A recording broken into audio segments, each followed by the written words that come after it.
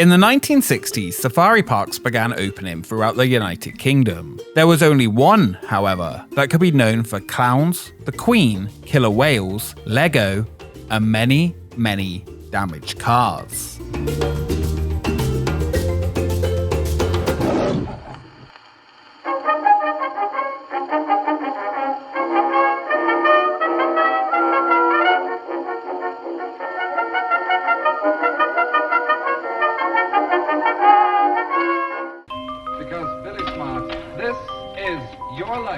Billy Smart grew up in a large family that worked on fairgrounds in the southeast, starting his own fair with dodgems rented from Sir Billy Butlin.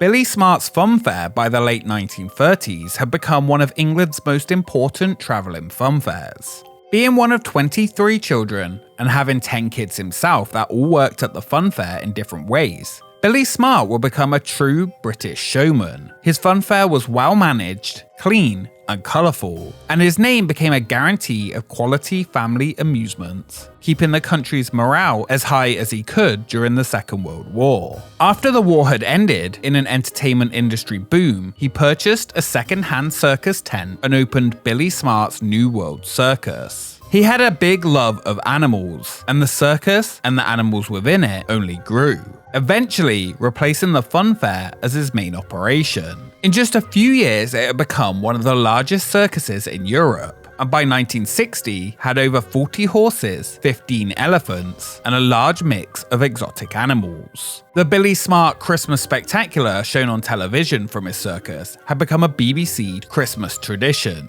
and Billy Smart himself was now a household name. In the early 60s, Smart was looking to branch out into tourist attractions and offered £1 million to buy the Blackpool Tower. He also headed a consortium, hoping to invite Disney to build their first amusement park in Europe. Neither was successful, so instead he would take his love of animals to create something different.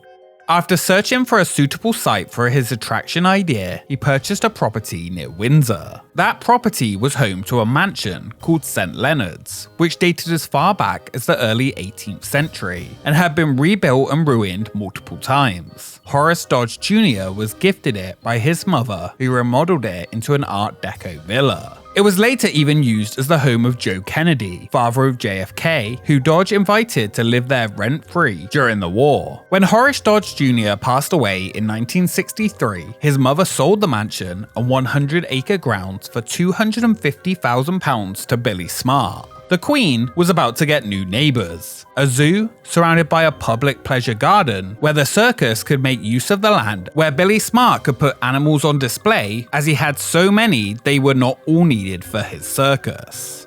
Billy Smart applied to the Windsor Town Council for permission to turn the estate just down the road from Windsor Castle into a new tourist attraction. He would form the St Leonard's Pleasure Grounds Ltd in 1965. Windsor was already a big tourist town with Windsor Castle and nearby Eton College, and everyone was convinced the idea would be a success. The plans for the fall park were unknown, but Billy Smart confirmed that it would have open picnic areas, animals in natural surroundings, model railways, boating lakes, and much more. While the Smart Circus base would stay in Winkfield for the training of his animals, this would be something different.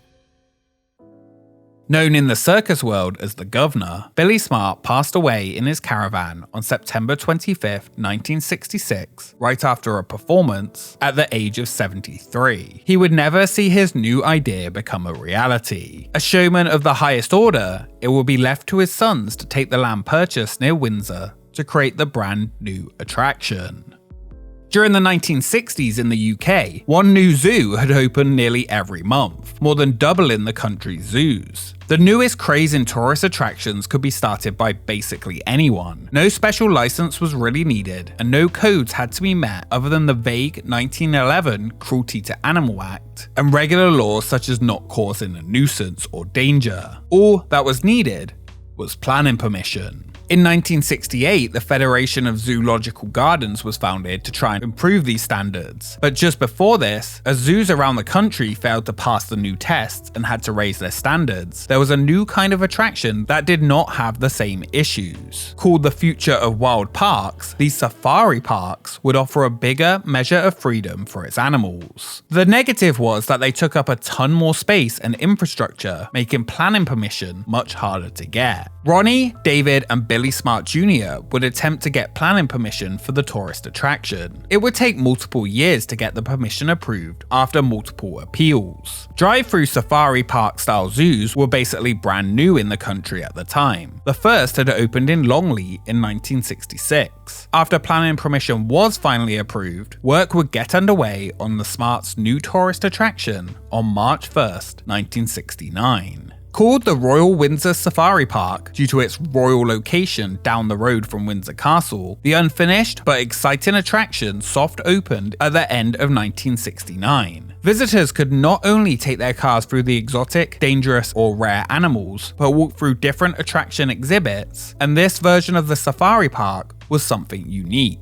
On March 31st, 1970, the park was ready for its grand official opening, and there was even a royal in attendance. Princess Margaret came to enjoy the celebration and was met by the Lord Lieutenant of Berkshire and the Mayor of Windsor. The Smarts family, including Billy Smart's wife, Dolly, were also in attendance. A commemorative plaque was revealed and a lion cub was named during the celebration before Princess Margaret took in the safari. The attraction boasted that it was the biggest animal experience in the country, with 54 lions, 180 baboons, 9 cheetahs, all sorts of snakes, reptiles, and even elephants among its animal offerings. Costing £1 per car for up to 4 people, guests could drive through the animal exhibits, be in the cages with dangerous animals, and in the case of many, get bits of their car torn off by the baboons. Each additional attraction, other than the drive-through safari, would cost extra. The original mansion at the property became the nerve center of the park, home to offices, kitchens, and private entertainment facilities. At one point, even having a public bar. The upper floors were used as the apartments for the Smart family and the keepers' lodgings. While drive-through safari park attractions originated in the UK, Windsor Safari Park's biggest success, and eventually part of its demise many years later, was inspired by an attraction that was incredibly popular in the United States: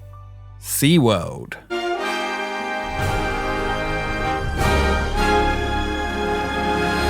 Located within the park will be a large dolphinarium called SeaWorld. It would be home to bottlenose dolphins. At that time, nobody really put a thought into the small tanks which were constructed to house the attraction's most famous stars. It was a novelty not found in many places. The 4 dolphins, including Smarty, arrived from Florida in July 1969. With a further 2, including one called Honey, in March 1970. The same year, in November, the first of multiple killer whales that would call Windsor Safari Park home joined the dolphins, in the very same tank. This first whale, Ramu, spent a few years at the park before he was deemed too big for the tiny tank and moved to California. Ramu was growing around 2 feet per year and needed a bigger pool. The park applied for planning permission to make a bigger pool, but it would cost about £500,000 and the park would not spend that. SeaWorld would trade 3 dolphins and 2 pilot whales for the killer whale, but they never came to Windsor as they became too unfit to travel. While multiple killer whales would call the safari park home, many of which were captured just to be there, the standout that became an icon for the park would be Winnie, the Shamu of the UK, if you will. That's Winnie coming in now, isn't it? Oh, Yeah. look at what a fantastic animal. Winnie is a female killer whale, the only one in the country. Winnie moved to the park in November 1977 and became a staple at the attraction. What a fantastic animal. Yes. My favourite animal in the whole park. Yeah, she's incredible. You know, most of the people that come to Windsor Safari Park come to actually see this SeaWorld show, you know. Who can blame them? It's a tremendous show. It's hard to believe that Winnie is just as dangerous as a lion or a tiger, but her intelligence and her relationship with the trainer makes the whole thing fun.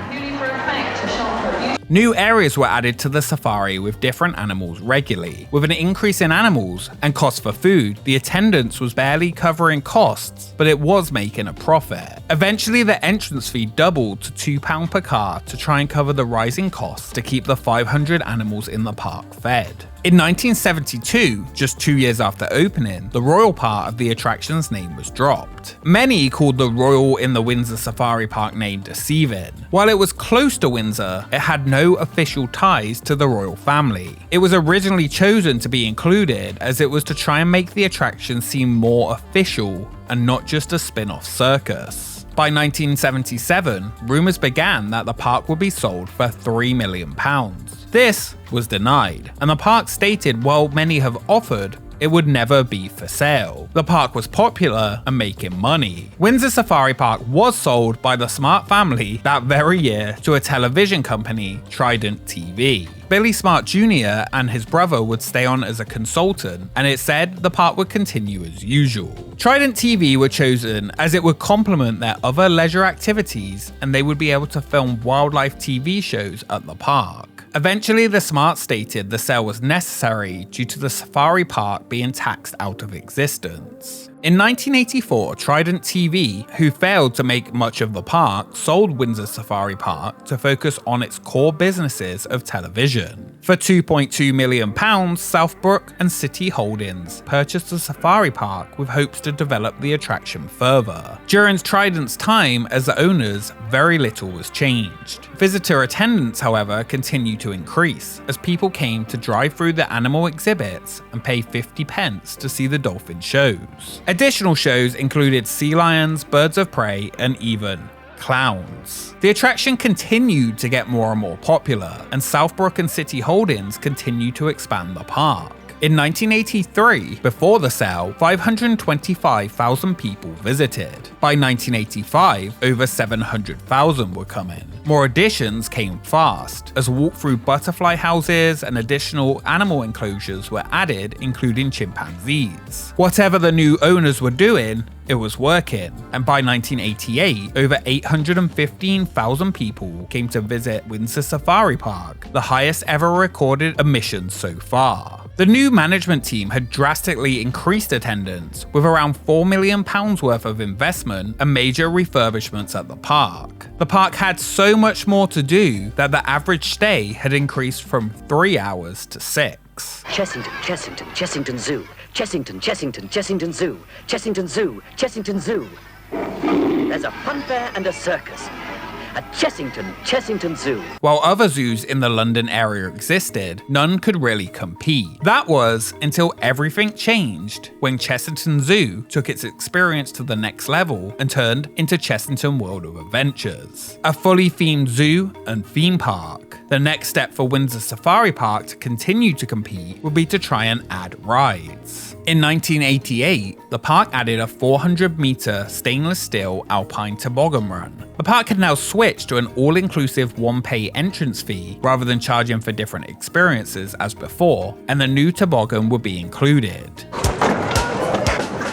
Wow, this toboggan ride's really good. To make extra money during the winter seasons, evening functions were also making good money, with themed banquets and private animal shows for groups. How could I forget the African Tiki Show? Hi, all you cats out there.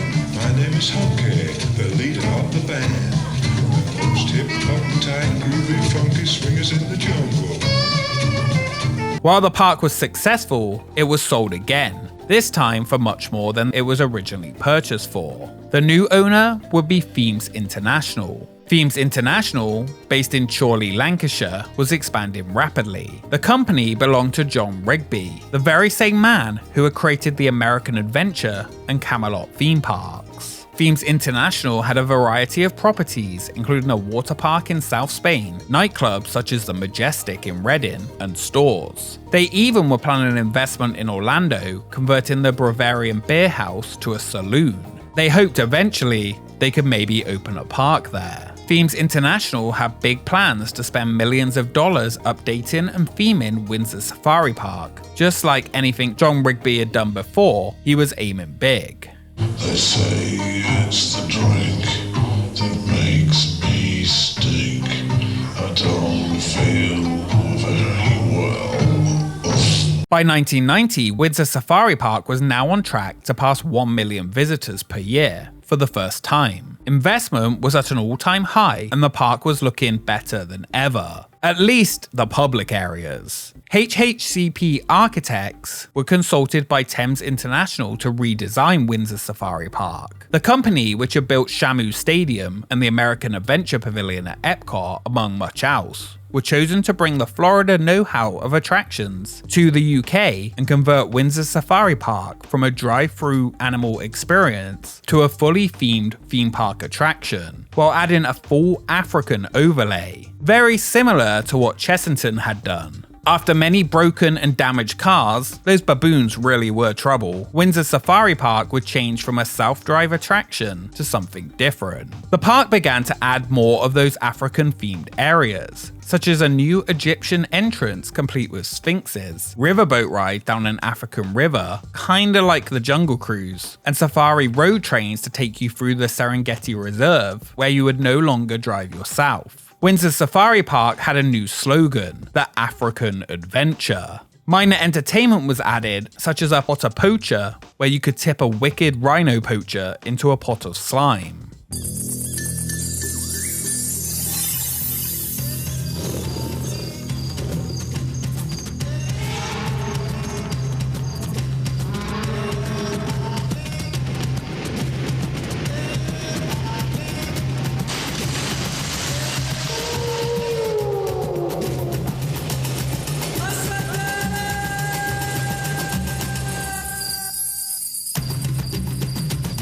While it sounded promising and attendance still increased a fraction, not all was well behind the scenes. The whole time the park had been open, since the 70s, Winnie remained the star, with people coming to see the killer whale from all over the country. The UK government had just made a new standard of care for marine mammals in captivity, so strict that no dolphinarium in the country at the time could afford to meet them. And they only had until 1993 to do so. One by one throughout the UK, dolphinariums began to close. The money-making attraction for the park since day one was in trouble. The new rule meant that captive whales were not allowed to be kept in solitude, so the park would have to find Winnie a mate. They were confident that by 1993, they would not only have spent the money for a new environment for Winnie, with tank requirements needing to be bigger, but they would have found her a mate and deemed that this was what they would do, though that might change. Winnie had become an icon to the British public, who had visited Windsor Safari Park. They had actually decided behind the scenes that they could not afford to make the enclosure as big as required, and they would not find a mate. They decided that that money would be better spent on fake facades to turn it into a sort of theme park that they wanted it to be. The last killer whale in captivity in the UK was sold by Windsor Safari Park in 1990 to SeaWorld Orlando. The park stated she was being moved as part of a breeding program. In reality, they were forced. Winnie had mostly been alone for years, spending her time sharing a tank with dolphins, and did not get on well with the other whales when arriving in Orlando. She was moved again, and then spent 6 years at SeaWorld Ohio, making friends finally with another whale called Kayla. Both of these later moved to San Antonio. Winnie passed away in 2002, her death believed to have been due to the many items she had consumed from the tank at Windsor Safari Park.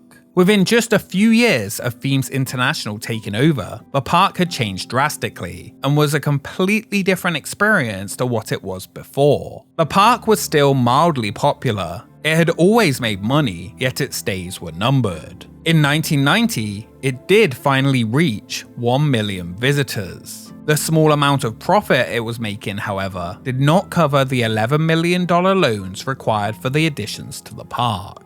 In 1991, a recession hit the UK, and it hit tourism hard. Attendance numbers began to decline, heading back down under 1 million. Half of the planned theming additions remained incomplete, and the park was looking run down. The owner's company was losing money in all of their business ventures, except for the small profit Windsor Safari Park continued to make. In January 1992, Themes International entered receivership with debts of £40 million.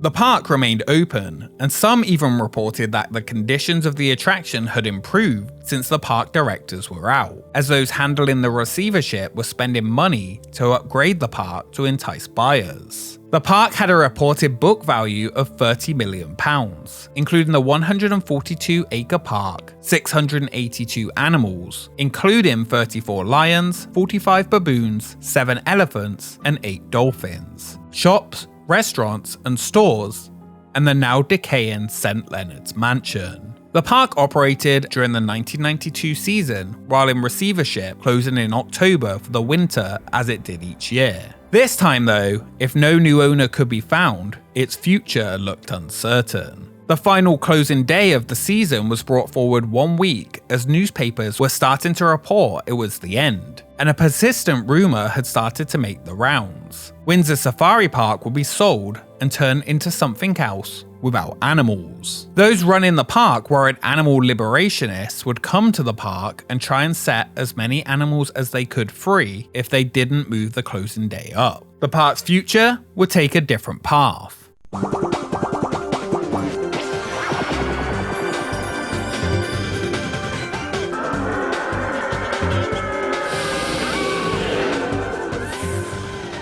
In December 1992, after 22 years, while Windsor Safari Park was closed for the winter, it was announced that Danish toy group Lego had purchased the troubled park. After a long search for a site to build, they were planned to spend $60 million transforming the estate into a Legoland entertainment complex for the first time outside of Denmark.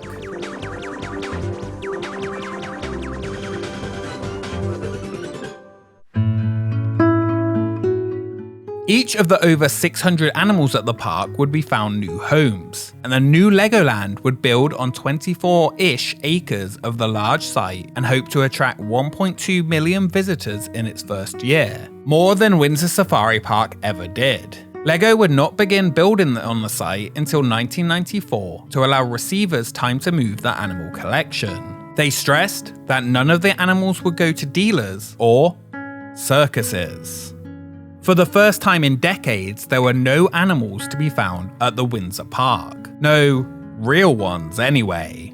While always extremely popular and left many memories for those who visited, including the many people who worked there and loved the animals. Windsor Safari Park's history is troubled, a place of its time, and a story about change. While conceived as a better way to display animals with large open enclosures, that better treatment did not run throughout the whole park.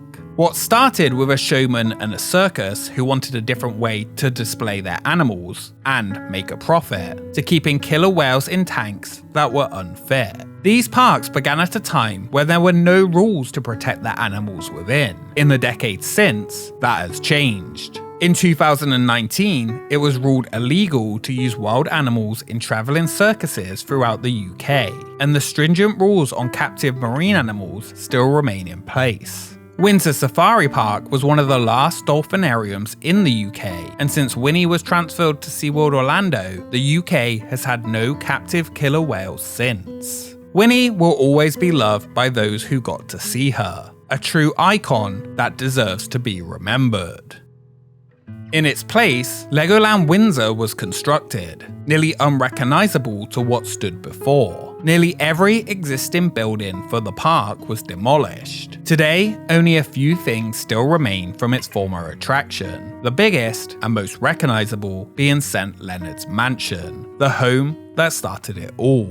It is now home to the Legoland Windsor management team and private events, and is a Grade 2 listed building. Legoland Windsor was an instant success, more successful than Windsor Safari Park ever was. Its first season attracted 1.4 million visitors and is today the UK's most popular theme park. On March 17, 1996, Legoland Windsor opened to the public, and Windsor Safari Park was no more.